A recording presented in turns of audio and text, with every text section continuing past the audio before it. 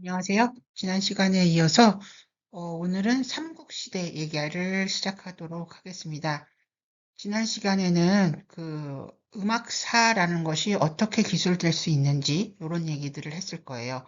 그래서 음악사는 단순히 과거에 있었던 일을 현재까지 시간 순서대로 모든 것을 다 기록하는 것이 아니라 음악 사료를 바탕으로 어떤 사건과 사건의 인과관계를 따져서 변화의 큰 흐름을 파악하는 것을 말합니다. 근데 그 변화라는 것은 어떤 일이 어떻게 변했다. 사건과 사건 간의 어떤 직접적인 관계만을 얘기하는 것이 아니라 예를 들면 문명사적 변환이라든지 아니면 사회 정치사적 변화에 의해서 어떤 사건의 관계가 이렇고 그다음에 그 관계를 통해서 이 음악사적 사건이 어떤 의미를 지닌다. 이렇게 설명하는 것을 말한다고 지난 시간에 설명을 했었을 거고요. 그래서 그렇게 우리가 그런 판단을 하고 해석을 하는 근거가 되는 것이 사료이고 음악 사료에는 어떠어떠한 것이 있으며 그런 사료는 서로 일치할 수도 있고 그렇지 않을 수도 있으니까 어떻게 가려서 얘기한다. 이런 얘기를 해서 음악사는 계속해서 그 사료가 발굴됨에 따라서 어떤 사건과 사건 간의 관계에 대한 해석이 변화하기도 할 수도 있고 새로운 사료가 발견되면은 없던 음악사적 사건이 생겨나기도 할 수 있다. 이런 것들을 좀 사례를 들어서 얘기를 했었습니다. 그러고 나서 지난 시간에는 그런 기본적인 어떤 음악사가 어떻게 서술되는가 이런 거를 바탕으로 그 상고시대 그러니까 굳이 얘기하자면은 그 고조선 아니 신석기서부터 쭉 얘기를 했는데요. 신석기는 보통 기원전 2000년, 3000년을 얘기하고 그 다음에 그 상고시대, 그러니까 고조선의 그 음악 문화를 조금 얘기를 했었는데 그렇게 되면은 기원 후 뭐 1, 2세기까지 이제 넘어오게 되겠죠. 그래서 약 2000년의 시간을 지난 시간에 한 20분, 30분 만에 이제 다루게 됐는데요. 어떻게 2000년을 그렇게 짧게 다루지? 할 수 있겠지만, 아까도 말씀드린 것처럼 사료라는 것들의 한계들 때문에 그 2000년의 시간을 굉장히 압축적으로 얘기할 수밖에 없는 거죠. 다시 말하면 사료가 없으면 음악사도 없다. 그러니까 사료에서 기록되지 않으면, 확인되지 않으면 음악사는 말할 수 없다. 이런 사례를 2000년의 사례를 가지고 좀 얘기를 해봤습니다. 그래서 이제는 그거보다 이제 좀 뒤에 조금 더 사료가 많고, 그 다음에 그 상고시대에는 주로 중국에 있는 기록된 그 문헌 사료, 그 다음에 한국의 유물, 이런 것들을 결합해서 얘기를 했다면, 이제부터는 한국의 문헌 기록을 중심으로, 그 다음에 한국에 있는 그 유물들, 물론 늘 플러스 외국의 자료 이렇게 세 가지를 다 이제 한꺼번에 검토하는 그러면서 볼 수 있는 음악사라고 할 수 있을 텐데요. 어쩔 수 없이 문헌 사료에는 문헌을 기록한 사람들의 시각이 반영됩니다. 그러다 보니까 중국에서는 한국에서는 예를 들면 악기 이름을 한국에서는 고라고 불렀는데 중국에서는 그거를 진 이렇게 기록을 하기도 하는 거죠. 그래서 그 기록과 유물이 이 현장의 실체와 연결되지 않았던 것들이 상당히 좁혀지게 되는 거죠. 한국의 기록, 한국의 유물을 중심으로 외국의 그 유물들을 해석할 수 있으니까요. 자, 그러면 그런 정도의 사전 지식을 가지고 삼국시대를 얘기해 보도록 하겠습니다. 삼국시대는 여러분들이 아주 잘 아는 시대인데요. 고구려, 백제, 신라 이렇게 얘기를 하게 되겠죠. 근데 사실은 삼국시대라고는 하지만 여기서 다루는 나라는 네 나라예요. 네 나라라기보다도 네 개의 정치적인 독립체라고 얘기할 수도 있죠. 왜냐하면 가야라는 곳을 더 다루기 때문입니다. 그런데 가야는 그 정치적으로는 그 삼국과 별도로 발달했던 그 부족 연합체라고 할 수 있는데 가야 연합체, 가야 내부도 하나의 통일된 어떤 왕조를 이루는 것이 아니라 독립된 어떤 그 지역의 그 지역별로 어떤 통치 체제를 달리하는 그런 연합체 구성했었는데요. 이것이 이제 잘게 쪼개지면서 독립되기는 했었지만 결과적으로 삼국시대 중에 신라에 다 이렇게 문화적으로는 통합되는 양상을 보입니다. 특히 음악으로는. 그래서 삼국시대라고는 제가 해놓았지만 여기서는 가야를 포함하는 삼국시대라고 이해해 주시면 좋겠습니다. 결과적으로 사국시대인데요. 가야라는 곳의 불행히도 음악 사료는 뭐 많지 않아서 삼국시대라고 할 수밖에 없었다는 것을 다시 한번 말씀드립니다. 자, 삼국시대는 서로 간에 문화적인 차별성이 있습니다. 그것이 서로 확인되는 시대라고 할 수 있는데요. 심지어 일본 사료에 의하면은 고구려의 음악 문화하고 백제의 음악 문화는 거의 동일하기까지 합니다. 그게 이제 그 고구려와 백제의 어떤 건국 신화에서도 서로 확인이 되는 거죠. 고구려의 왕족이 백제로 넘어와서 백제를 세웠기 때문에 두 문화는 처음에 시작할 때는 상당히 유사했던 것으로 보입니다. 그렇지만 왕조가 점점 발달해 가면서 고구려는 중국의 어떤 북쪽 지역의 문화에 영향을 더 받고 백제는 남쪽 지역의 영향을 더 받아서 고구려는 북조에, 백제는 남조에 영향을 받았다. 그렇게 얘기도 하기도 하죠. 그래서 이제 점차적으로 문화적 차이가 벌어지는 것으로 이해하시면 좋겠습니다. 그리고 신라의 영토는 처음에 시작했을 때는 굉장히 작았습니다. 가야하고 인접해 있었지만, 가야 지역의 영토는 별도로 있었던 것이죠. 그래서, 그렇지만 신라는 독립적으로 일본과 무역도 하고 서로 정치적으로 관련을 맺었는데요. 결과적으로는 신라가 삼국을 통일하게 되면서 신라의 음악 문화는 통일 이전과 이후로 문화의 정체도 달라지고 문화를 이해하는 주변국의 방식도 약간 달라지긴 합니다. 그래서 뿐만 아니라 신라가 통일한 이후로는 그 전에 있었던 왕조, 특히 고구려 같이 아주 판도를 넓게 갖고 있었던 지역의 어떤 문화는, 음, 신라가 고구려를 일부 통일했음에도 불구하고 별도로 인식하는 경향이 있었어요. 그러니까 그런 점들은 미리 생각하면서 이해하셨으면 좋겠습니다. 그래서 다시 정리하면 신라 통일 이전의 신라 문화라는 것은 굉장히 이후보다 굉장히 협소한 지역의 문화였고, 그다음에 주변 지역과 비교하여 그다지 더 발달했다고 말할 수 없다. 그 생각을 좀 하시면서 들어주세요. 물론 이제 신라도 점차 자기 음악 문화를 발달해 가기는 합니다만은 5세기 고무렵 이전까지는 고구려, 백제보다는 좀 덜 발달했다 혹은 기록이 덜했다. 기록이 더 많지 않았다. 이렇게 이해해 주시면 되겠습니다. 자, 그래서 여기 보면은 고구려, 백제, 신라의 어떤 관계들이 빨간 네모 안에 들어오는데요. 고구려는 고구려 초반기에 고조선 후기의 문화하고 이제 직접 관련이 되어 있지만 한나라의 사군이 고구려 지역에 편성이 되면서 중국의 중원의 문화를 직접적으로 받고 있다. 이렇게 말씀드릴 수가 있고요.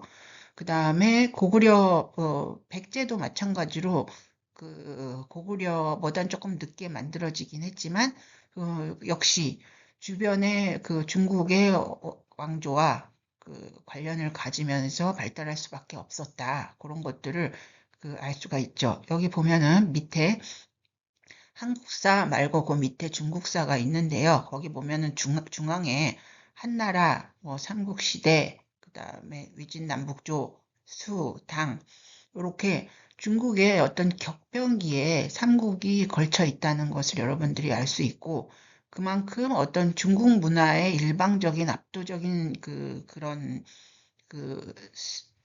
우세보다는 고구려, 백제, 신라, 가야 모두 좀 상대적으로 중국 문화를 중국의 분열기에 좀 선택적으로 수용할 수 있었다. 이런 것들을 연보를 통해서도 여건 짐작할 수 있죠. 근데 여기서 계속해서 봐야 하는 것은 뭐냐 하면은 중국 중원의 왕조의 변화하고 무관하게 중국의 북방 민족들이 계속 거기 자리를 잡고 있는 것을 볼 수 있는데요. 중국은 통일 왕조라고 하더라도 북방 지역의 어떤 민족에 계속해서 침략을 받고 있었다. 이런 것들을 여러분들이 보실 수 있겠습니다.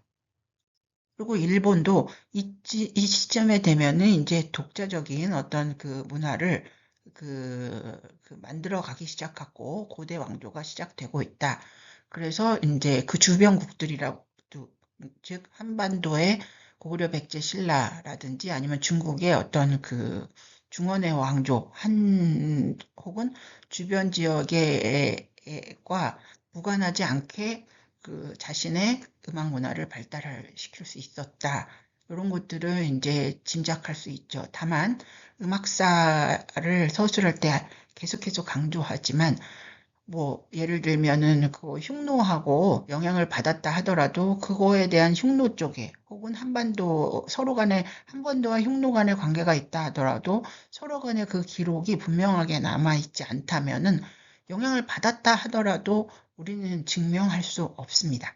그런 것들은 있죠. 하지만 전반적인 그 당시의 시대적 분위기라든지 이민족과의 관계, 문화적인 어떤 갈등 관계 혹은 긴장 관계, 상호 어떤 긴밀한 관계들을 그 당시에 연보를 통해서 한번 추정해 볼 수 있다고 할 수 있습니다.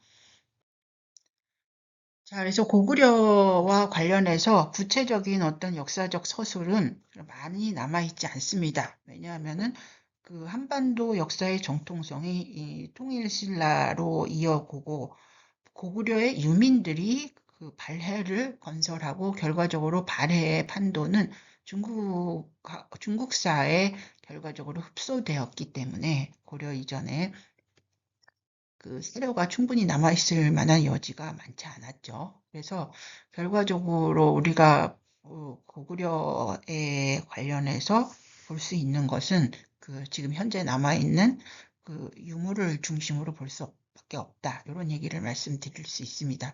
물론 삼국유사, 삼국사기 이런 기록에 고구려 기록이 상당히 많이 있지만 거기에 음악 기사들은 굉장히 소략해요. 그리고 거기에 관련된 짧은 음악 기사들은 여러분 책에 다 있습니다. 그래서 그걸 반드시 읽어보시고요. 거기서 거론하지 않거나 그다음에 미진하게 거론된 얘기들을 제가 여기서 보완을 하겠습니다. 다시 얘기할 수 있겠지만 문헌 사료와 유물 사료는 서로 일치할 수도 불일치할 수도 있습니다. 그런데 만약에 똑같은 악기라고 하더라도 문헌 사료에서 만약에 검은고라고 되어 있으면 유물에서는 그걸 검은고라고 직접적으로 기록한 것은 거의 없습니다. 그래서 그림에 보이는 도상과 문헌을 서로 견주어서 최종적으로 판단하는 게 있을 뿐이죠. 그래서 먼저 여러분들한테 고구려 벽화를 소개하는 이유는 고구려와 관련된 주요 기록들이 전부 중국에서 먼저 문헌 기록이 만들어졌기 때문이라 유물을 우선시해서 본다면 문자 기록들을 어떻게 해석할 것인가 이런 얘기들을 좀 짐작할 수 있겠죠. 그래서 보면은 현재 발견된 고구려 고분 벽화 중에 가장 시기가 이른 것은 357년에 만들어졌다고 하는 안악 3호분입니다. 그 외에 이제 6세기, 7세기까지 고구려의 고분 벽화들이 수없이 발견되는데요. 거기서 주로 악기 혹은 음악을 연주하고 혹은 춤을 추고 무용 반주를 하는 장면을 담은 아주 주요 벽화들을 정리하면은 지금 여러분들한테 제시하는 표와 같습니다. 그래서 4세기서부터 5세기, 6세기 약 300년간의 고구려 고분 벽화인데요. 이 고구려 벽화가 있는 곳은 물론 뭐 평양에도 그 무덤은 다수 발견되고 있습니다. 평양에도. 이거 말고도 고구려 고분 벽화가 발견되는 곳은 다수예요. 그렇지만 악기의 그림이 이 음악을 하고 있는 장면이 확실하게 확인되는 것들은 한정적이고 그중에서 주요한 것은 지금 표와 같은데요. 여기 보면은 지금 현재 그 이북 지역, 북한 지역에 있는 곳은 안악 3호분밖에 없어 보이지만 사실은 평양에도 많이 있습니다. 하지만 그 비중으로 보았을 때 고구려 고분 벽화는 대부분 그 중국 길림성 주변에 많이 있는 것을 알 수 있죠. 여기 보면은 지금 표에는 황해도 안악군 오곡리, 그 다음에 그 5세기 중반 덕흥리, 남포시 강서구역이라 그러면 평양 지역에 그 있는 무덤을 제외하고는 전부 중국에 있죠. 이런 것들이 그 음악사, 문화사를 연구하는 한계들이긴 한데요. 뭐 이북 지역에 있는 것도 아니고 중국 땅에 있으니까 막 땅을 파보자고 할 수도 없는 노릇이죠. 하여튼 현재 발견된 것들을 중심으로 좀 설명을 해보면 이 안악 3호부는 여기 이제 그 오른쪽에 있는 남성이 그 무덤의 주인공이고 그 부인이 왼쪽에 그려져 있죠. 근데 이제 이 사람들, 이 무덤의 주인공이 누구냐?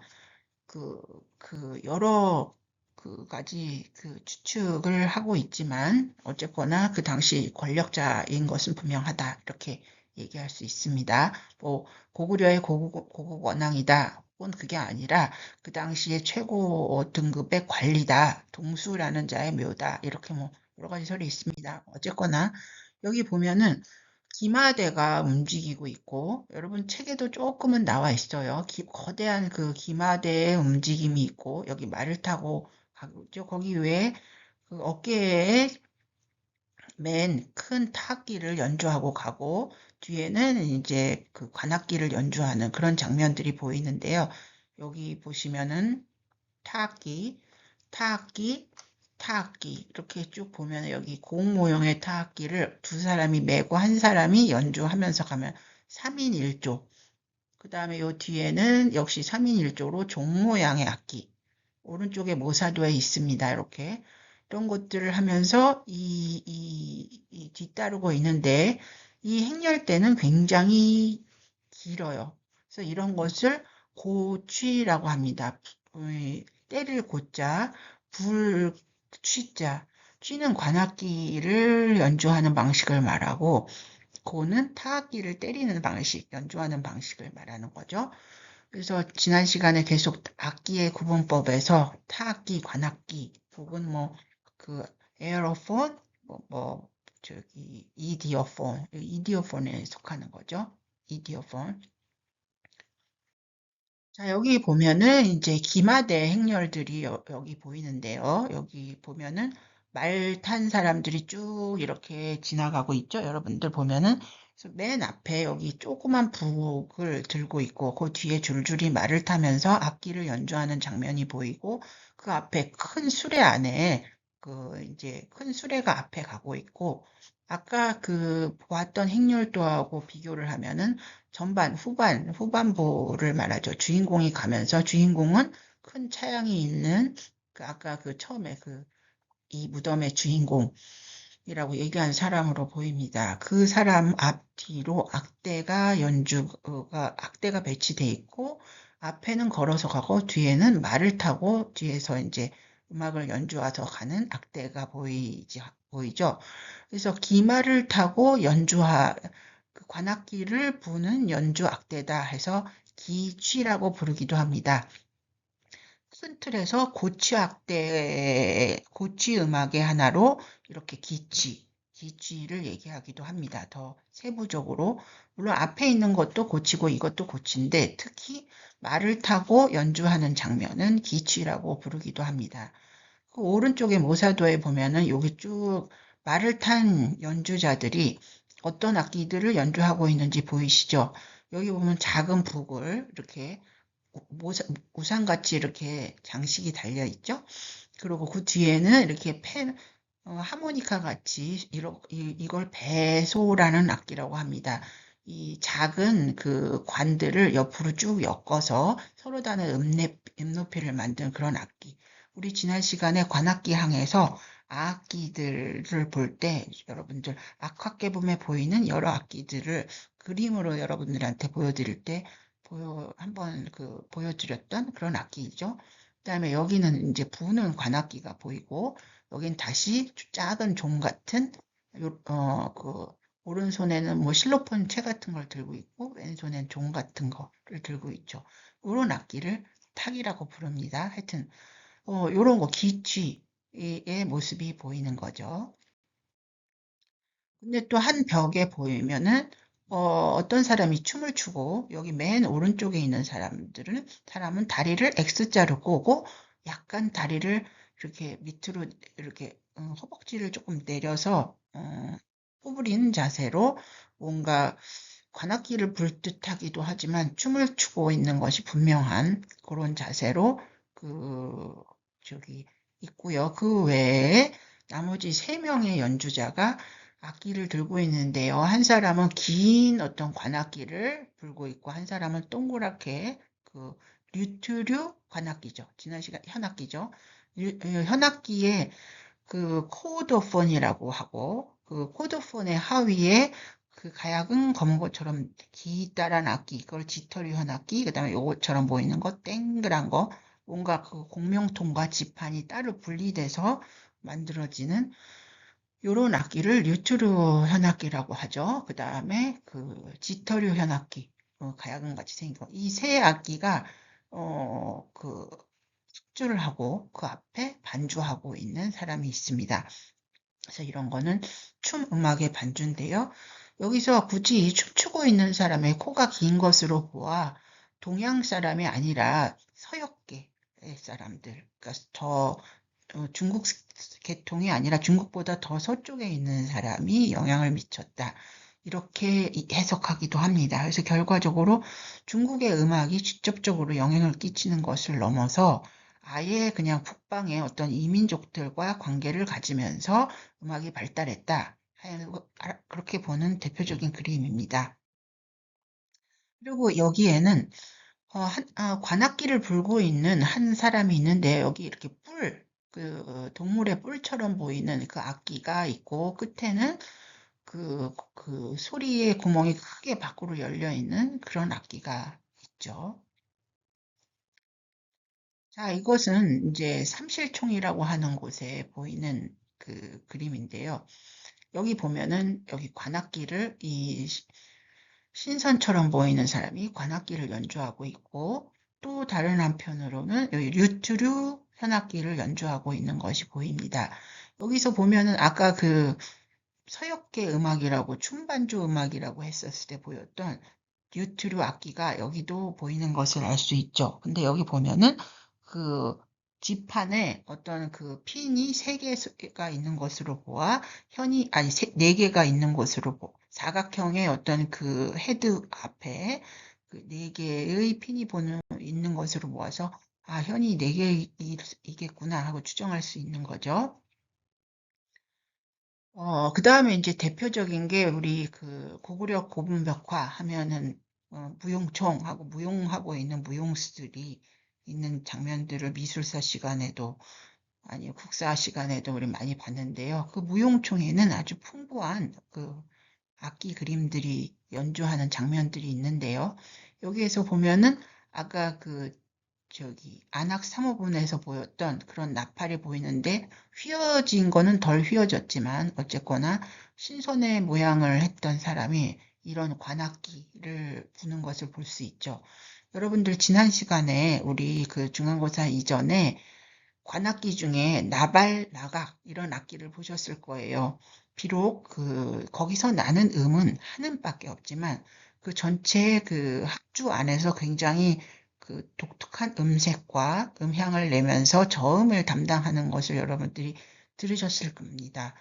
여러분 같이 현대적인 입장에서 악기에서 음이 하나만 나는 게 의미가 있어? 그렇게 생각하실지 모르겠지만 과거의 음악하고 현재의 음악, 그 다음에 그 음악의 기능이 음악을 위한 음악인지 아니면 어떤 아까 고취약대처럼 그런 기능의 음악인지에 따라서 음악의 그 미는 달라지고 음악의 어떤 그 미에 따라 표현 방법이 달라지는 것은 당연합니다. 그렇기 때문에 계속해서 그 4세기 중반서부터 발견되는 이 관악기 이런 것들이 발견되고 현재까지 그런 유산들이 있다는 것은 주목해 볼 만한 일이라고 할 수 있죠. 자, 그리고 그 밑에는 지터류 현악기를 연주하고 있는 장면인데요. 거기 보면은 이 악기는 잘 보면은 가로로 된 그 현이 이렇게 둘 다 있습니다. 그렇지만 그 세로로 쪽 짧은 이런 장치들이 이 악기에 보이는데요. 이것은 현재의 검은고로 추정합니다. 왜냐하면은 현재의 검은고에 해당할 때 이 세로로 보이는 이 그림에서 이 세로로 보이는 표시들은 검은고의 현재 괴와 같기 때문이죠. 그래서 이 악기는 다른 어떤 그 악기, 한국의 전통 악기 중에 아니면 전 세계에 아니면 동아시아의 악기에 이런 악기로 된 다른 어떤 악기로 추정할 수 없는 검은고라는 악기의 그 가장 오래된 그림 기록의 도상 기록에 속합니다. 자, 이게 이제 여러분들이 보시는 그 대표적인 무용총의 그림이죠. 그래서 이렇게 춤을 추고 있는 그 사람들의 모습이 보이는데요. 거기 뒤에 보이는 그 그림들이 이제 다 지워졌지만 여기에 혹시 악기 반주가 있었지 않을까 추정하기도 합니다. 하지만 구체적으로 이 무용에 어떤 악기를 가지고 반주를 했는지 모릅니다. 아까 그 서역계 음악에 반주를 하는 경우에는 지터류 현악기, 류투류 악기, 관악기, 기다랑 관악기, 이렇게 해서 새 악기라고 볼 수 있지만 여기서는 음악이 기록되어 있지 않지만 우리 춤출 때 여러분 상상해 보세요. 음악이 없으면 발끝 하나 올리지 못하고 손끝 하나 올리지 못합니다. 춤이 없는 음악은 가능하지만 음악 없는 춤은 불가능하기 때문이죠. 그래서 여기서는 어떤 음악이 반드시 있었을 것이다 하고 생각하고요. 그 전에도 말씀드렸지만 그 한자 문화권에서 악이란 그 악가무를 동시적으로 상징할 수 있다고 여러 번 말씀드렸던 것이 바로 그 이유 때문입니다. 대표적인 무용총의 그 무용도였죠. 그리고 통구 12호분에 보면은 지금 아까 그 무용총에서 춤을 추고 있는 것과 똑같은 옷을 입고 있고 그 밑에 그 검은고나 아니면 지터류 현악기로 추정되는 그런 악기로 연주하는 그런 장면이 있습니다. 근데 아까 그 무용총의 악기, 검은고 악기 2개 보셨죠? 그 악기와 굉장히 유사한 자세로 연주하고 있고 아까 무용하고 있는 사람과 똑같은 모양으로 춤을 추고 있는 것으로 보아, 그, 검거로 추정해도 되지 않을까, 이렇게 판단하기는 합니다만은, 검거의 대표적인 어떤 악기 구조물, 괴라는 것이 선명하게 보이지는 않습니다. 이거는 모사도인데요. 실제 그림에도 그렇게 되어 있습니다. 그래서 알기는 어렵죠. 하지만 앞뒤 그 벽화의 그 도상에 보이는 것의 일관성을 보면은 충분히 그렇게 추정할 수 있죠. 자, 그러면 이제 덕흥리의 그 고분 벽화에 보이는 이 모사도에 보면은 여기 보이면 한 남자가 그 연주를 하고 관악기를 연주하고 있고 여기에 역시 동그랗게 생긴 그 류투류 악기를 연주하고 있습니다. 여기 보면은 이 류투류 악기는 보통 이게 나중에 기이따랗게 타원형 혹은 배 이화 모양으로 바뀌게 되는데요. 더 타원형으로. 근데 하여튼 이렇게 동그란 원형에 더 가까울 때를 완함이라고 부릅니다. 완함. 그러니까 고대의 류트류 악기를 완함. 그 다음에 더 발달된 악기를 비파라고 부르는데요. 이 완함에 해당되는 악기죠. 자, 여기서 장천 1호분에 여기 뭐 다양한 그 악기 그림들이 있는데요.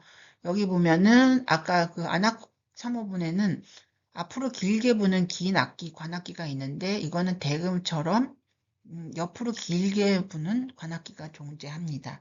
그래서 이 악기를 이 고분 벽화에는 악기 이름이 기록되어 있지 않아요. 그래서 그 악기 관악기를 말하는 적이라는 그 한자어와 옆으로 길게 분다 해서 횡적이라고 부르기도 해요. 그럼 거꾸로 아까 안악삼호분에 보이는 그 악기는 뭐라고 부를까요?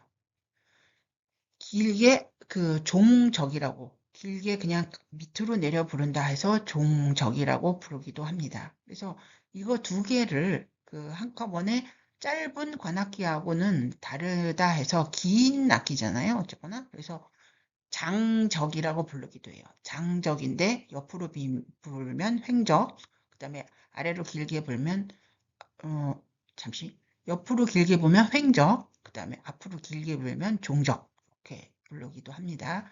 그리고 그 옆에 있는 것은 완함처럼 보이지만 핀이 3개 있어서 그 현이 4개로 추정되는데 이게 완함처럼 생긴 건지 아니면은 그 저기 비파처럼 생긴지 잘 모르지만 여태까지 보면은 완함에 더 가깝죠. 왜냐하면은 아까 그 안악삼호본에서는 종적, 장적으로 종적을 불었지만 지금은 횡적이 조금 다르긴 한데 여기 지터류 현악기, 완함, 그 다음에 적, 요 세 세트는 항상 하나의 그 합주 앙상블을 이룬다 이렇게 얘기할 수 있기 때문입니다. 여기도 보면은 그 악기 그림이 있는데요. 흐릿하긴 하지만 그 여기 선인의 음, 여기 옆으로 긴 악기들이 하나 보이고 요 위치에도 사실 하나 뭐가 보여지는데 잘 안 보이죠. 여기도 길게 횡적이 보이죠. 그다음에 여기 뭔가 있어서 여기 그 현악기가 있어야 되는데 지워져서 잘 안 보입니다.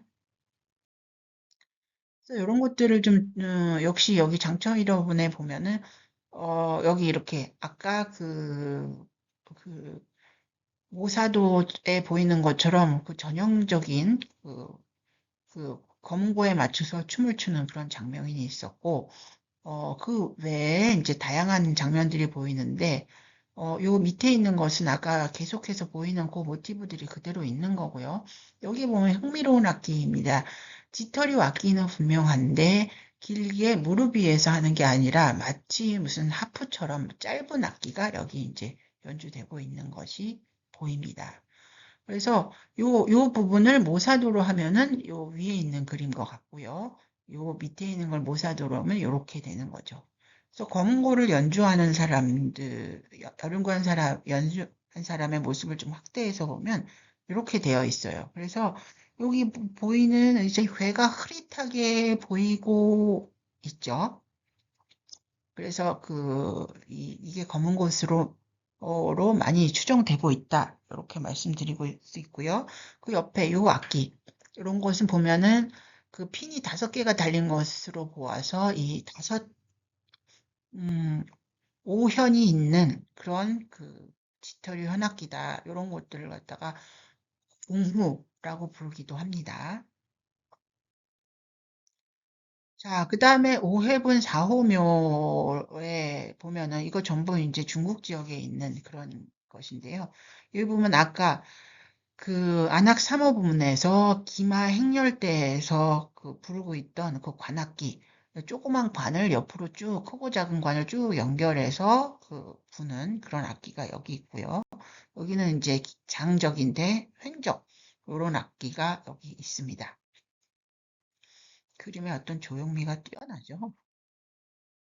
그리고 그 위에 보면은 여기에 이제 그 연주하는 장면이 또 이렇게 있는데요. 여기 작은 장구같이 생겼는데 또 작아요. 그리고 목에 이렇게 그 몸에 이렇게 끈을 달아서 연주하는 건지 싶은데요. 여기 어쨌거나 장구보단 되게 작은데 허리가 잘록한 이 요고. 이걸 갖다 허리가 잘록하다 해서 허리 요자를 써서 요고라고 씁니다. 그리고 그 옆에는 이제 검은고 같은 악기를 연주하고 있는 것이 보이죠. 그다음에 그 옆에는 이제 관악기를 연주하고 있는 장면이 보입니다. 자, 여기 보시면은 저기 아까 계속해서 그 사무본서부터 계속 나오는 그런 한 음만 낼 수 있는 그런 관악기가 계속 보이죠? 근데 여기에서는 흥미로운 악기가 발견됩니다. 관악기, 장적을 부는데 한쪽 취구에다가 입을 대고 길게 부는 것이 아니라 가운데를 잡고 불어요. 요 가운데를 잡고 부르는 악기는 이거는 그냥 상상의 악기인가? 하고 사람들이 많이 찾아봤는데 그 의취적이라고 하는 악기가 기록에 보이고요. 그 기록에 보이는 그 관악기는 그 실체를 알 수 없다가 그 북위 300년대 후반, 그러니까 4세기 말에 운강석굴에서 이런 가운데를 불고 있는 그런 관악기가 그 그림이 발견돼요. 그래서 적어도 한 4세기 무렵까지는 이런 악기가 중국과 그 고구려 지역, 그러니까 거의 뭐 고구려 지역, 중국 땅이지만 고구려 길리면 거의 고구려죠. 한반도 지역 근처에선 이런 악기가 불려졌구나. 그래서 이런 장적 계열이 있다는 것을 알 수 있습니다. 이런 걸 의취적이라고 해요. 그래서 쭉 보면은 관악기 이 뿔나발은 계속해서 이제 나타나고 있다는 것을 여러 번 알 수 있는데요. 이렇게 그 다양한 우리가 지금 다 하나씩 보지 않았던 그런 그림에도 모사도를 통해서 보면은 이런 그 고원왕 그 무덤 아까 그 동수묘라고 했던 그거죠. 거기에 이렇게 끝이 이렇게 갈라지거나 아니면 장식을 이렇게 붙여서 끝이 나팔 모양으로 된 이런 악기들을 계속 연주하고 있고, 그 다음에 이제 길게, 아까 종족, 횡적, 아까 의취적까지 말씀드렸죠. 거기다가 그 배소, 계속해서 발표가 되는. 그 다음에 이제 검고, 완함이 계속 발견되는 거, 있었고요. 뭐 타악기 중에 타악기를 가장 많이 연주하는 것이 아까 여러분들 보셨던 고치학 계열이었던 거죠. 그 다음에 이제 그 춤음악이 발달했을 것이다.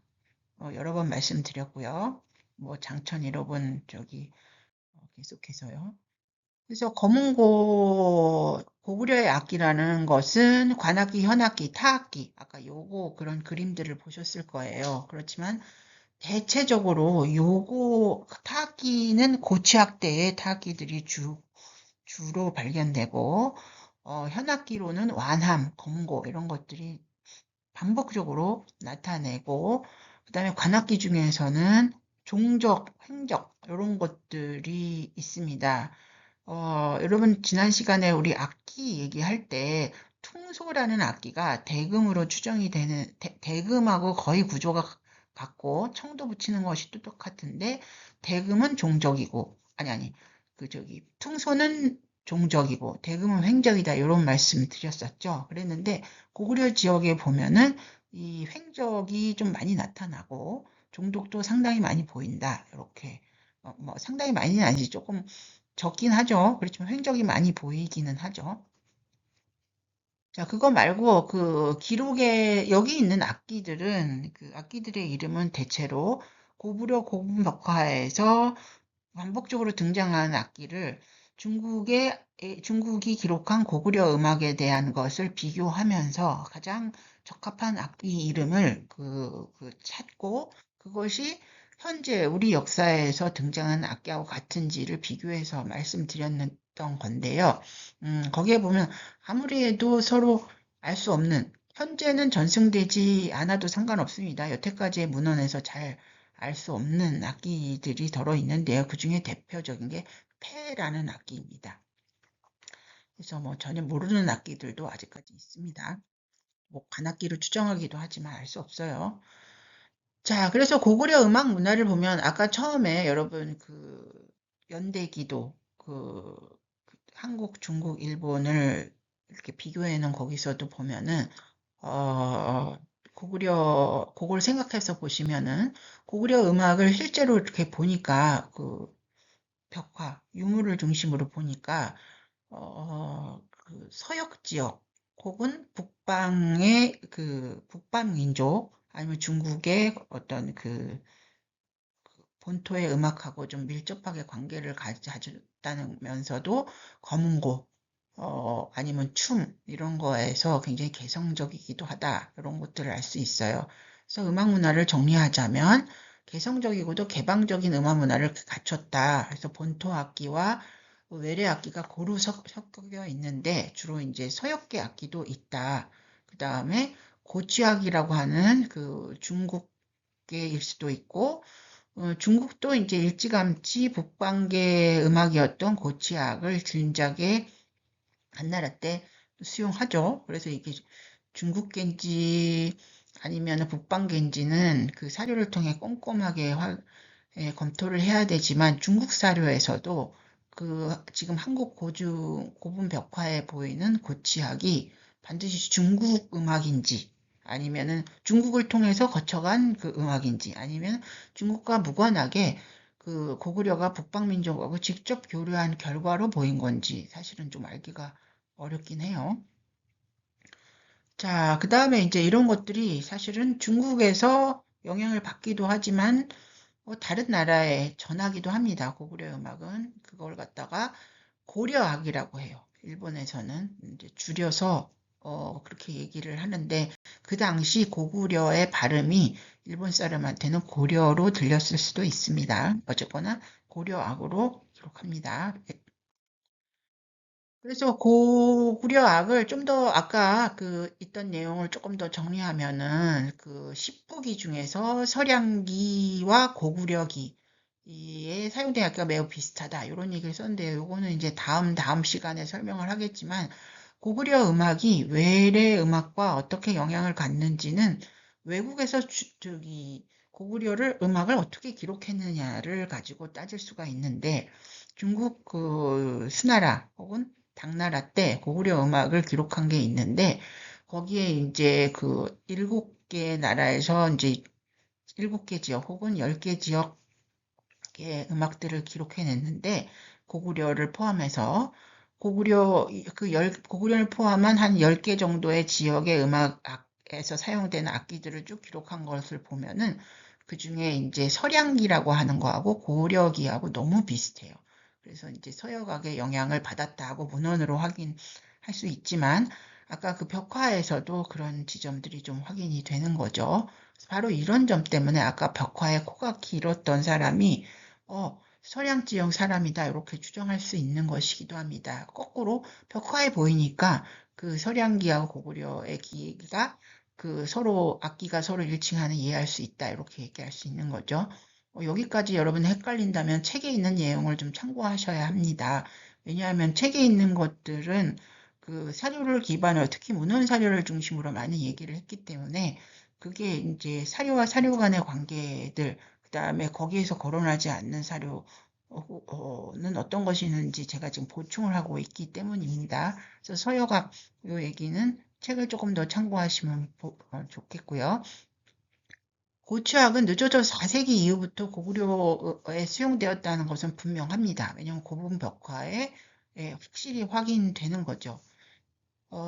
그래서 그 한나라 때 그 이미 그 북방민족의 음악을 수용했기 때문에 한나라를 통해서 구치학이 들어왔다고 볼 수도 있습니다. 그렇지만 계속해서 직접적으로 그 북방민족과 고구려와의 관계를 직접적으로 설정할 수도 있습니다. 왜냐하면 위에 보이는 것처럼 서량기, 그 굉장히 서쪽에 있는 중원의 서쪽에 있는 지역이에요. 거기하고 고려기하고 유사하니까. 그 다음에 이제 또 불교 음악이 있는데요. 아까 그 계속해서 그 고구려 벽화에 요고가 이제 등장하긴 하지만 굉장히 그 소략하게 굉장히 많이 등장하지는 않았죠. 하지만 있죠. 근데 요거는 불교 음악을 묘사하는 중국의 그 벽화에 굉장히 많이 등장합니다. 근데 거기에 완함도 같이 등장하긴 해요. 그래서 요거와 완함은 불교 미술, 중국의 불교 미술이랑 같이 등장하는데 한국에서는 그 특히 고구려에서는 완함과 요거가 따로따로 좀 보이는 경향이 많습니다. 그래서 완함은 원래 불교 음악에 들어오기 전에 아까 그 동그란 그 악기요 계속해서 말하는 그게 있었고 요거는 불교와 함께 더 적극적으로 쓰였다. 이렇게 이해할 수 있지 않을까 생각합니다. 하여튼 요거와 완함은 큰 틀에서 불교 문화를 상징하기도 하지만 반드시 그렇지는 않다. 이렇게 얘기할 수 있습니다. 자, 여기 보면은 아까 여기 한국, 대한민국 여기 있으면은 중국, 어, 대한민국이 여기 있고 중국, 티벳, 인도, 그 다음에 이제 이란, 아프가니스탄, 파키스탄 이렇게 되죠. 여기에 보면은 고구려 악기라고 고구려 지역 요 지역하고 북연이라고 하는 지역이 여기인데 이 지역의 악기하고 어디하고 가장 비슷하냐면 이 티벳하고 중국 사이에 있는 서량하고 가깝습니다. 그렇다면은 그 중국이 이 서량의 영향을 받아서 한국의 그 음악을 전해주는 게 빠를까? 아니면 서량의 음악이 직접적으로 일로 오는 게 빠를까? 그리고 일로 직접 오는 과정에서는 북방민족들을 거치게 되는데 여기서 우리는 북방민족의 대표적인 악기, 고치 악기가 고구려 고분벽화에 등장하는 것을 우연히로 볼 수 있는가? 이런 생각을 하게 되는 거죠. 그래서 하여튼 여기 네모칸에 쳐 있는 것들이 중국이 수나라 당나라 때 자신의 궁중에서 연주했던 외래 음악을 기록했는데 여기 고구려하고 이 네모칸 친 나라의 열 지역의 음악을 중국 궁중에서 연주를 했던 거죠. 그만큼 고구려 음악 문화는 발달했다. 이렇게 얘기할 수가 있어요. 그래서 중국에 전해진 고구려학을 기록으로 보면은 수나라, 당나라에 거쳐 있는데요. 각 지역을 7개로 나누든 9개로 나누든 10개로 나누든 하여튼 다양한 지역으로 나눠서 궁중에서 자기네 궁중음악으로 지역음악을 하는데 아무래도 고구려 사신이 오거나 그랬을 때 중국의 궁중에서 연주를 했겠죠. 자, 그렇게 보면은 수나라의 7부기서부터 당나라의 10부기까지 고려기는 다 포함되어 있다는 것을 알 수 있습니다. 자, 그래서 여기 그걸 갖다가 좀 국기, 서량기라고 하는 게 이제 우리하고 가장 일치하다고 했었죠. 그래서 고려기하고 서량기하고는 일찍부터 칠북에서부터 수나라 때부터 포함되어 있었고 그것이 늦게까지 서로 비슷한 악기로 유지되어 왔다. 또 구부기가 되면은 전에 수나라 때 이제 구부기가 개편이 있었는데 연악이라고 해서 당나라 고유의 이제 자기네 음악을 하나의 궁중음악으로 갖추어진 하나의 거대한 앙상블로 발달시키고 부남이라고 해서 지금의 뭐 베트남 지역 그쪽의 음악도 하나의 앙상블로 추가하고 나중에는 10부기가 되면 고창기를 추가하면서 점점 이렇게 중국의 어떤 공중음악이 발달하는데 그중에 고려기는 초창기부터 굳건하게 구자기, 안국기, 서량기, 청상기 이런 것들은 처음부터 변하지 않고 중국의 궁중에 있었다. 이런 것들을 얘기할 수 있죠. 하지만 이 기록에 고려기에는 7부기에서도 고려기는 어떠어떠하게 쓴다, 뭐 9부기에서 어떤 악기를 쓴다, 다 얘기가 있지만 그 악기 이름을 중국 사람 입장에서 썼어요. 그래서 검은고라는 악기가 실제 사용됨에도 불구하고 그 악기의 이름은 검은고라고 쓰지 않습니다. 금이라고 쓰든지 뭐 아예 안 쓰거나 쓰지 않습니다. 그래서 우리가 지금 여기에는 알 수 없는 악기도 추정된 아까 우리 저기 고분벽화에서 오현인데 이렇게 와공을 하고 했던 악기 있었죠? 그 악기 비슷한 거는 어, 우리 저기 오현이라고 뭐 기록되기도 하고 뭐 자기네 맘대로 기록을 합니다. 자, 여기 이렇게 보면은 고구려 악기 기록 이름 보면 탄쟁, 추쟁, 와경호, 승호고, 비파, 오현, 의취적, 횡적, 소피리, 대피리, 도피피리, 요고, 재고, 당고, 패. 뭐 이렇게 하기도 하고 그다음에 9부기, 10부기에 있는 악기 그 종류 이런 것들이 서로 악기 이름이 서로 일치하기도 하지만 다르기도 하고 그렇습니다. 근데 그 악기의 이름이 반드시 한반도에서 쓰고 있는 악기 이름은 아니다. 그렇게 얘기할 수 있죠. 고구려에서 계속해서 보분벽화에 나오는 그 검고란 악기가 있는데도 여기는 그런 게 없잖아요. 자, 그런데 그럼 그런 악기와 음악 악기로 뭘 연주했을까? 이런 궁금증이 생기는데요. 기록에 의하면 뭐 황조가 동동과 인삼과 내원성과 연양과 명주가 이렇게 돼 있는데요. 이런 것들은 그 황조가를 제외하면 나머지는 어떤 그 지역 공동체 혹은 특정 지명과 관련돼서 그 지역의 그 이야기를 노래하는 그런 음악이었었죠.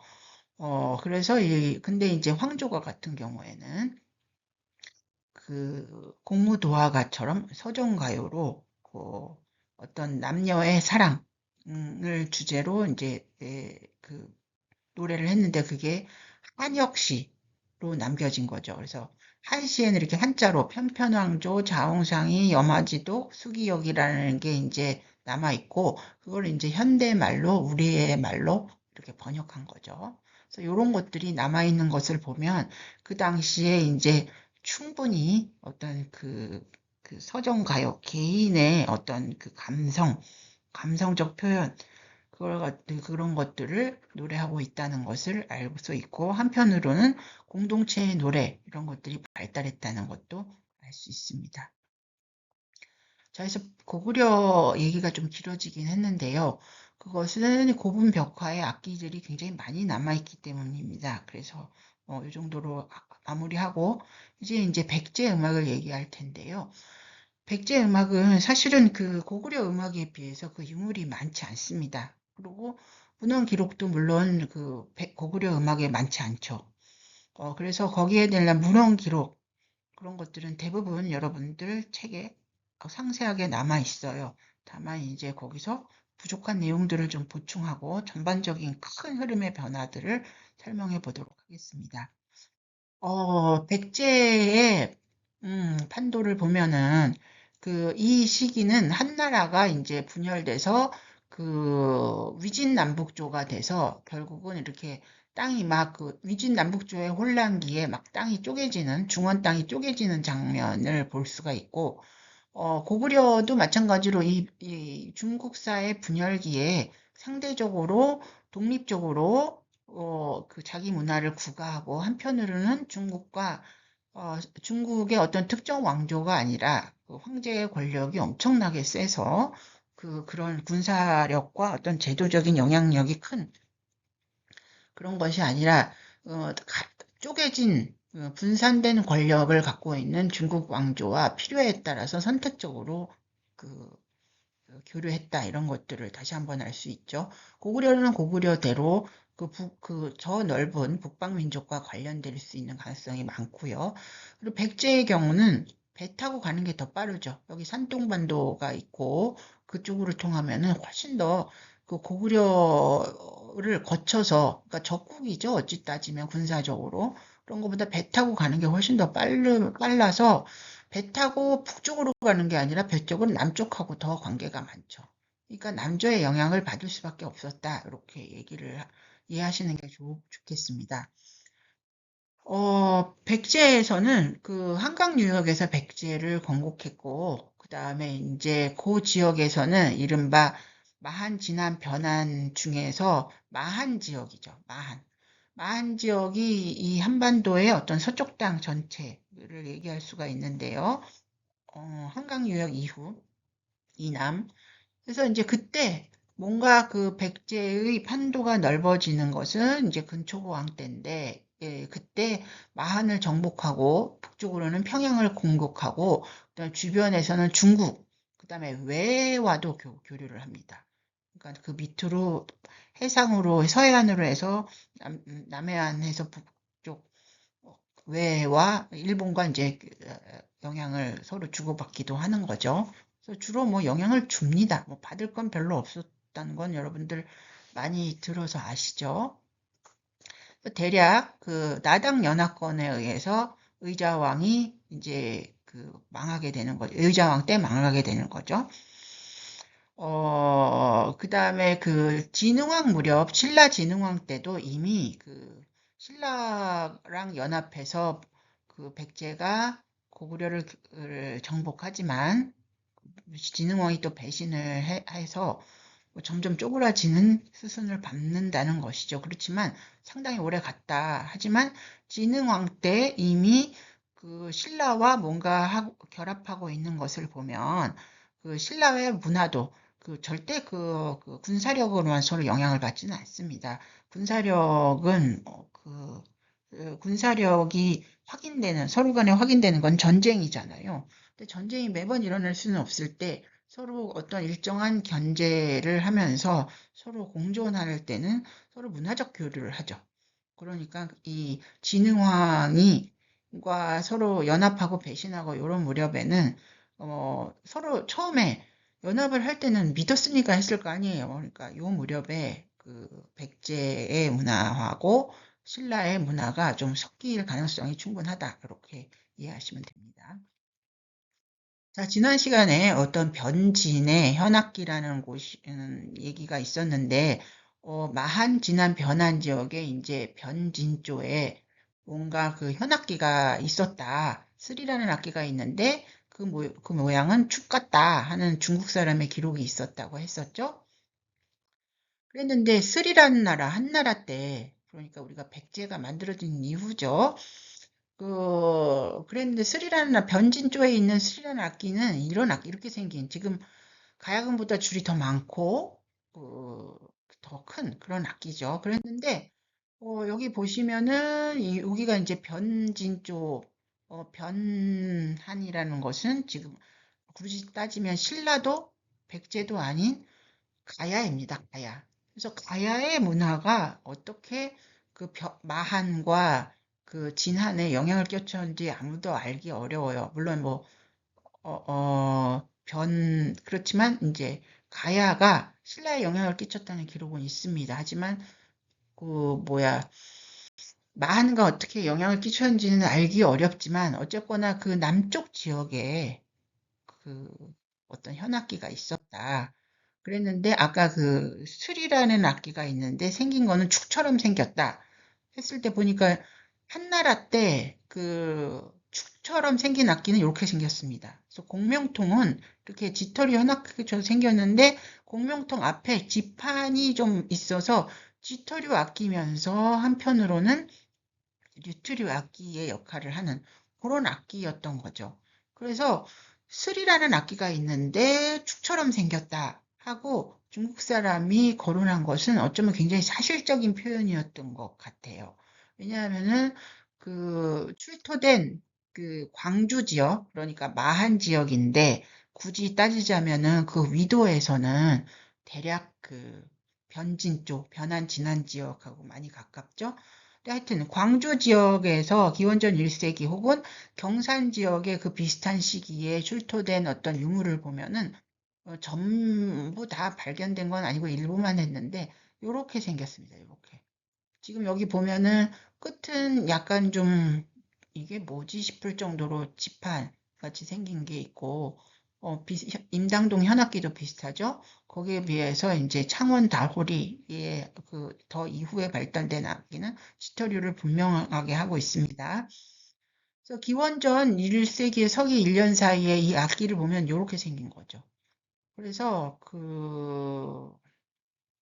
음, 그래서 요 악기는 아까 따지고 보면 축처럼 생긴 악기는 아닌데 그렇다고 그 슬처럼 생긴 악기는 아니라는 점에서 어쨌거나 뭔가 슬도 아니고 축도 아닌 그런 악기가 그 실제로 광주 지역이나 아니면은 그 경산 지역에서 발견되는 것을 보면 이런 악기가 고대에 어떤 현악기가 있었다 이런 것을 알 수 있죠. 여기 보면은 그 당시에 이 광주 그 신창동 유물에는 악기로 추정되는 다른 그 유물도 발견이 됐는데요. 여기 보면은 이게 그 목재로 돼 있는 거 외에 구멍이 이렇게 요 주변에 뚫려 있어서 가죽을 덮을 수 있어. 이게 혹시 이 타악기가 아닐까. 그 다음에 여기 이제 요 두 개의 어떤 그 다라락 다라락 요 홈들을 파서 소리를 내는 그런 타악기류가 안 왔을까. 그 다음에 여기 요곳은 이, 이 작은 종 사이에 그 종에 부딪혀서 하는 탁이라는 악기. 아까 조그만 종은 탁이라고 아까 말씀드렸었죠. 그래서 뭐 요런 악기가 아니었을까 하는 이 악기는 현악기는 악기로 빼박이고요. 움직일 수 없는 현악기가 분명하지만 나머지 악기는 다른 물건으로 하기에는 너무 기능이 없는 악기들이라 악기로 추정되는 것들이죠. 자, 그래서 아까 그 악기를 복원하면 가야금 스타일로 복원하면 이렇고 왼쪽이 같고 검은 거 스타일로 복원을 하면 오른쪽과 같습니다. 그래서 이게 슬인데 축이다. 그러니까 끝이 뭔가 뾰족하게 나와 있다는 그런 얘기라고 볼 수 있습니다. 그래서 요 무렵에 백제에 여기 그 백제가 이제 1세기 지나서 한참 뒤에 서로 간에 그 6세기 이 무렵 되면은 그 신라와 연합해서 고구려도 쳐야 되고 뭐 이런 얘기 여러분들한테 드렸죠. 그래서 대전 지역에서도 유물이 발견이 되는데요. 여기 보면은 이렇게 이런 악기의 일부가 발견되는데 이 악기는 현행의 그 가야금하고 많이 비슷하죠. 하지만 현행 가야금은 12현인데 여기에는 8구멍밖에 없어요. 그래서 지금 악기의 정면에서 본 사진은 이렇게 되어 있지만 그 안에는 이렇게 구멍이 뚫려서 공명통이 확보되어 있습니다. 이 악기는 그 경북대학교에서 복원된 악기인데요. 여기 악기 그림 오른쪽 끝을 보면은 아까 보던 유물의 일부 조각하고 많이 비슷하죠. 근데 경북대 박물관에서는 이 그 악기에 저기 줄이 묶여져 있지 않은 악기만 있었는데 그걸 이렇게 복원을 했고요. 그다음에 이제 그 국립중앙박물관에서는 이렇게 좀 다른 방식으로 복원을 했죠. 아까 그 악기를. 그래서 변진의 현악기가 아까 다시 지난 시간에 상고사 때 보냈지만 슬 같은 악기가 있다. 이거는 이제 중국의 악기의 사례를 비추어서 중국 사람이 한국의 이름 모를 악기를 그냥 슬이라고 해놓는데 더 헷갈리게 해놓은 거는 축이랑 비슷하다. 이렇게 얘기해 놓은 거죠. 근데 현재 발견된 국내 유물을 보면은 그래, 왜 그렇게 썼는지는 알겠어. 하지만 슬도 아니고 축도 아니네. 하지만 현재 가야금 모양은 분명히 아니네 정도까지는 확인할 수 있죠. 자, 그 다음에 이제 백제 음악에 보면은 또 하나 뭐냐면은 백제 무왕 때 무용을 오나라에서 배워가지고 그걸 갖다가 일본에 귀화해서 거기서 소년을 가르쳤다. 이렇게 기록이 있습니다. 그래서 그 음악은 추음악도 있었던 거죠. 그 당시에. 그랬는데 아까 그 처음에 백제 지도 보여드린 것처럼 그 저기 백제는 남도, 그러니까 오나라의 음악하고 관계가 있었다. 이렇게 이해하시면 되고요. 그리고 일본에 전해진 백제악이라는 것은 횡적, 군후, 막목, 무. 그래서 횡적은 아까 고구려 고분법화에서 보이는 그런 악기일 것이고요. 군후는 현재 이 악기의 실체는 그 누구도 알 수 없습니다. 문자 기록으로만 있는데. 근데 이 악기를 다 종합해 보면은 검은고로 추정합니다. 왜냐하면은 일본에 전해진 백제학의 기록도 횡적 군후 망목무고 일본에 전해진 고구려의 기록, 고구려학도 횡적 군후 망목무 두 개가 일치하고 똑같습니다.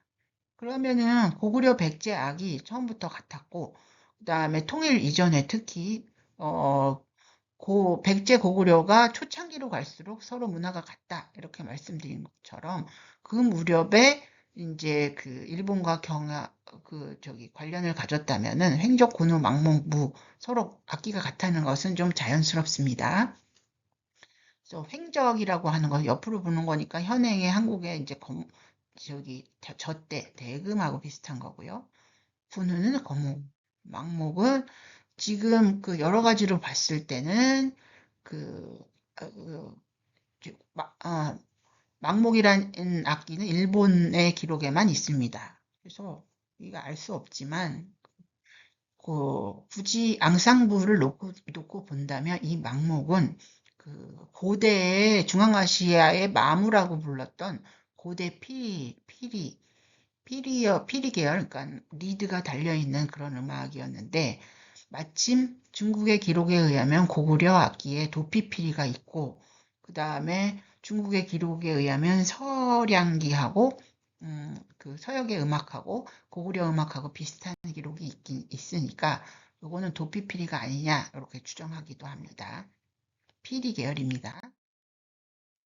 자, 이렇게 해가지고 백제는 사실 뭐 기록이 많지 않아서 저기 뭐 고구려처럼 많은 이야기를 할 수가 없어요. 하지만 지금 그 여러분들 책에 보면은 그 용봉향로 그 백제의 공주 유적지에서 나온 용봉향로가 있죠? 여러분 책을 보세요. 거기 보면은 그 백제의 아주 그 고도의 그 미술품으로서 향로가 등장하는데 향로의 조각품들, 구조물을 보면은 거기에 5명의 악기를 연주하는 악사들의 앙상블이 나오게 있는데요. 그걸 보면은 그 백제 후반기에는 굉장히 고도의 음악 문화를 갖췄구나 그런 걸 알 수 있죠. 그리고 광주 신창동에 나온 악기도 보면은 아까 그 반쪽짜리 악기도 보면은 오칠을 했어요. 그래서 오칠을 한 악기는 이제 방부 처리를 하면서 한편으로는 미적으로도 굉장히 아름다운 악기가 되는데요. 그런 것으로 봐서 고도로 발달된 음악 문화가 있었을 것이다. 고위층이 즐기고 그런 음악이 있었을 것이다는 충분히 추정할 수가 있습니다. 그러나 고구려만큼 많은 자료가 등장하지 않아서 정확히는 알 수 없죠. 자, 그러면 이제 이 정도로 하고 통일 전에 신라 음악을 좀 보도록 하겠습니다. 신라를 보기 전에 가야를 얘기해야 되는 이유는 아까 처음에 얘기한 것처럼 네 지역의 음악을 보겠다 얘기했던 거는 가야도 변진 쪽, 아까 변한 지역에 가야라는 어떤 그 연합 왕조가 들어서서 굉장히 오랫동안 체제를 유지했고, 체제를 유지하는 동안 음악을 발달시켰어요. 특히 이제 현악기 부분에서. 그래서 신라가 삼국 백제 고구려를 통일하기 직전에 신라를 가야를 흡수하게 되는 거죠. 그러니까 가야의 음악 문화도 당연히 신라에 들어오긴 하지만 가야와 관련해서는 가야의 유적지에서 발견되는 고도의 예술품들을 보면 미술품들 특히 보면 가야의 음악도 그만큼 발달했을 거라고 충분히 추정이 가능하지만 지금 남아있는 기록은 몇 개 안 돼요. 그 중에 대표적인 하나가 물계자의 현악기에 관련된 기록입니다. 물계자의 기록은 삼국사기에 있는데요. 물계자라는 사람이 있었는데 이 사람이 전쟁에서 공을 세운 가야의 사람이었어요. 그리고 한편으로는 신라의 입장에서 봤어도 크게 공을 세운 사람이 분명한데 아무도 그를 인정하지 않았으니 이 사람은 그 금을 들고 사채산에 들어가서 돌아오지 않았다라는 기록이 있는데요. 해필 금을 들고 갔다고 그러죠. 그래서 이 금이라는 것은 지터류 현악기인데요. 아까 계속해서 보시는 그런 지터류 현악기인데 그게 크기가 작을 수도 있고 클 수도 있지만 대략 금이라고 하면은 좀 무슨 금, 뭐 오현금, 뭐 아니면은 뭐 와공호라고 하지 않는 이상은 대략 가야금이나 거무처럼생이 옆으로 긴 악기를 의미합니다. 근데 어쨌거나 삼국사기에 이 기록이 있는데요. 삼국사기는 우리의 조상이 기록한 것은 맞아요.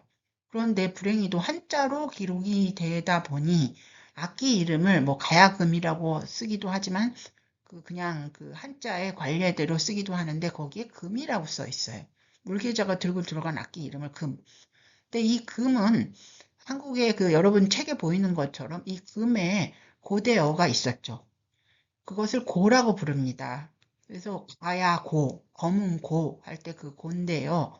그것이 가능한 것은 유물에서 계속해서 깃털이 현악기가 보이기 때문에 이 가야고, 검은고라는 현재 남아있는 악기명에서 과거 아주 오래전에 우리가 이 한자의 금에 하는 우리말이 고였다는 것을 알 수 있는데요. 바로 그 고를 들고 사채산으로 갔다 이렇게 이해할 수가 있습니다.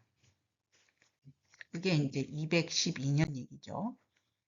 그런데 이제 가야에서는 3세기에 이미 특별한 그 지역의 악기가 있었는데 가시황 때가 되면은 가야금이라는 악기를 중국의 쟁이라는 악기를 보고 만들었다, 이제 개량을 했다. 쟁이라는 악기로 그 당대, 그러니까 현재 12줄로 추정되는 그런 악기를 만들었다. 이렇게 이제 되어 있습니다.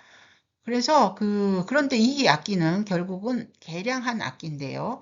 아까 계속해서 변진조의 고와 달리 좀 더 당대의 핫한 악기, 새로운 어떤 경향을 반영한 새로운 악기라고 이해할 수 있습니다. 이것을 보면 광주 신찬동의 그 악기나 아니면 경주 경산의 그런 악기하고는 또 다른 악기가 이제 새롭게 등장했다. 그리고 아까 물계자가 금이라는 악기를 들고 갔으니 뭔가 가야에는 고라는 악기, 지터리 현악기 음악이 굉장히 발달했는데 거기서 한 단계 더 가시랑 때 더 나아갔다. 그때 가시랑 때 연주를 진짜 잘했던 사람이 우륵이었다. 근데 이제 우륵이라는 아니 가시랑 때 이제 아무래도 우륵이 그런 악기를 개량하는 주체가 되고 그 사람이 바로 진흥왕한테 투항을 했던 것으로 바로 보입니다. 자, 그래서 여기까지밖에 가야 얘기가 다예요. 근데 가야의 특히 그 현악기에 대한 기록이나 얘기를 잘 기억하시고 좀 들으셨으면 좋겠습니다. 신라에는 통일 이전의 기록이 그렇게 많지는 않습니다. 거의 유물이나 아니면 삼국유사의 신화 같은 이야기들로 가득 차 있는데요. 그 신화 같은 얘기는 여러분 책에 굉장히 많습니다. 그래서 저는 유물을 중심으로 사실을 보여주는 유물을 중심으로 얘기를 하는데요. 이 당시 토우를 보면은 이거를 토우라고 하죠. 사람 모양으로 만들었는데 무덤에 넣어서 무덤의 주인과 함께 저승으로 가는. 그래서 예전에 순장풍습이 이제 이런 토우를 빚는 단계까지 이르는 건데요. 어쨌거나 신라 무덤을 파면 이렇게 사람처럼 생긴 모양의 물건이 등장하는데 여기에는 일부 음악을 연주하는 장면이 있습니다. 그걸 보면 지금처럼 류트류 현악기를 연주하는 장면. 근데 왼쪽과 오른쪽에 를 비교를 하면 오른쪽에는 머리 모양이 달라진 건지 아니면 가면을 쓰고 있는지 뭔가 더 과장된 모습인 것을 알 수 있죠. 그다음에 또 이 현악기는 다양한 모습으로 나타나는데 지금 이렇게 어떤 배불뚝이 여성이 가야금을 연주하고 있는 가야금 같이 생긴 악기. 그다음에 여기 끝이 이렇게 한쪽이 물고기 꼬리 모양으로 묘사되어 있던지 아니면 양쪽이 물고기 꼬리 모양으로 되어 있던지 뭐 이렇게 되어 있는데요. 이 배불뚝이 여성이 연주하고 있는 이 모습은 굉장히 막 사실적이죠. 아까 배불뚝이 모양의 그림, 가야금을 연주하는 이 현악기를 연주하고 있는 장면은 이런 항아리에 있는 그림에 있습니다. 이 항아리는 뭐냐면 여기다 뭐 남는 곡식을 넣어놓던지 했겠죠. 그래서 풍요의 상징으로 알을 많이 낳는 동물들, 그런 풍요 이런 것들을 그림에 조각으로 부조로 붙이다가 이런 것들이 우연히 역사에 남게 된 거죠. 그다음에 또 보면 여기서는 뭔가 관악기 같은 것들을 연주하고 있습니다. 여기에도 오른쪽에 보이는 두 개의 그림에는 맨 왼쪽하고 달리 좀 사람의 모양보다는 과장된 모습이 있는데 이것을 가면을 쓰고 있는 것이라고 볼 수 있죠. 그다음에 여기서도 노래 부르고 있는 장면이 보는데 꿇어 앉아서 노래를 부르고 있는데요. 여기 오른쪽 역시 가면을 쓰고 뭔가 그 노래를 부르고 있는 장면으로 이해됩니다. 근데 그거 말고도 가면을 쓰고 춤을 추고 있는 장면들이 다수 묘사가 돼 있는데 고구려 고분 벽화에도 보면은 춤추는 장면은 춤은 무용 없이는 한 발짝도 나갈 수 없다. 이렇게 말씀드렸죠. 그러니까 춤에 반드시 무용 반주 음악이 있었을 것이다. 그래서 아까 그 다시 한번 가야의 물계자의 고를 보면은 변진 지역에 그 아주 고대의 악기 고가 있었고 그것이 그 계속해서 그 지역에서 등장해서 아까 그 토우에 보이는 그런 지터류 현악기, 아까 물고기 꼬리처럼 되어 있는 그런 것들이 있었는데요. 그것이 신라에도 기록이 있습니다. 통일 이전에 5세기쯤에 백결 선생이라는 동네에 이제 인정받는 그 음악가이자 그런 사람이 있었는데 이 사람은 그 가난했대요. 그래서 그 돈이 없어서 때가 됐는데 그 남들은 방아 찍고 막 명절을 준비하는데 그게 돈이 없어서 아무 준비를 못하니까 부인이 슬퍼하니까 그 부인이 슬프지 말라고 금을 연주하면서 방아 찢는 소리를 대신했다. 그러니까 방아 소리를 대학이라고 합니다. 방아 찢는다는 의미의 한자가 대학, 쓸 때자가 아니에요, 저게. 대학이라고 하는데 어쨌거나 방아 소리를 그 음악으로 묘사해서 부인을 그 위로했다 이런 얘기가 있는데요. 백결 선생의 인품을 보면 영객이라는 사람을 흠모하는 사람이었다 하는 걸 보면은 영객이는 중국 사람인데요. 그 이 그림에 보이면 이 위에 영객이는 이렇게 있습니다. 이 그림은 위진남북조 그 은거하면서 음악과 술을 즐기며 세상을 비평했던 그 7명의 그 은인들, 숨어 사는 사람, 은이, 숨어 살지만 그 지식인들을 묘사하는데요. 거기 맨 왼쪽에는 춘추시대,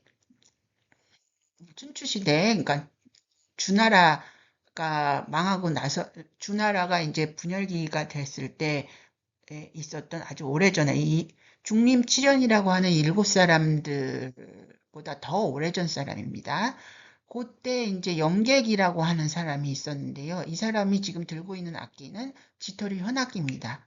그게 이제 위진남북조가 되면은 이 해강이라고 하는 사람이 그 악기의 어떤 그 연주하는 상징과 같은 인물로 다시 등장하는데 그 이전에 어쨌거나 영객이라는 사람이 있는데 춘추시대에 금을 들고 있었던 또 하나의 또 다른 은인을 숨어 살면서 세상을 논하는 그런 사람으로 묘사되고 있죠. 그래서 이 백결 선생이라는 사람은 이 금을 들고 초탈한 입장에서 금으로 그 세상을 논하는 그런 고결한 인품을 가진 사람으로 이야기되고 있는 것을 보면 어쨌거나 신라 시대에도 변진조의 고를 발달시킨 지터리 현악기의 전통이 면면이 이어져 왔다. 그런 것들을 이해할 수 있죠. 그래서 신라의 그렇지만 이런 것이 6세기가 되면은 그 가야의 우룩이 신라로 투항을 해버립니다. 그리고 진흥왕이 우르의 투항을 적극적으로 받아들이는 것을 보면 아니 뭐 왕이 음악가 하나를 그렇게 생각할 수 있지만 왕이 자신의 판도를 영토를 높이고 제도를 정비하고 운무를 정비한다고 했을 때 어떤 문화적으로 열등한 위치를 그 역전시켜 보려고 하는 의지를 가졌던 인물인 것으로 이해할 수 있습니다. 그래서 우륙의 투항이라는 사건은 뭐 자이던 타이던 간에 어쨌거나 가야의 우수한 현악기 음악이 신라로 그 정통성이 통일 이전에 넘어갔다는 것을 의미하는데요. 우륙이 지은 12곡을 보면은 하가라도 상가라도 그래가지고 지역 이름을 딴 노래들 음악들이 있는 것을 보면은 지역에 전하는 민요이거나 아니면 지역의 어떤 특별한 사건을 읊은 음악이라고 할 수 있습니다.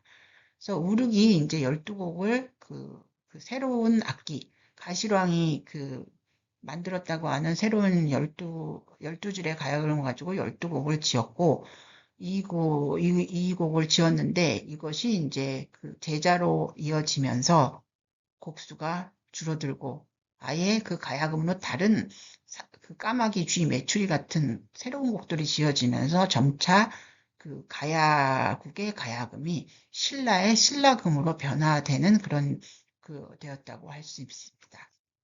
자, 이상으로 오늘 삼국시대의 음악에 대한 전반적인 이야기를 마치고 여러분들 이런 큰 틀의 그 변화를 갖고 그러니까 사료 중심의 어떤 음악사적 이해를 바탕으로 여러분 교과서 그 책을 잘 읽으시면 거기에 있는 수많은 기록들이나 그런 얘기들이 조금 더 좀 일목요연하게 이해될 수 있을 것입니다. 이것으로 강의를 마치겠습니다. 감사합니다.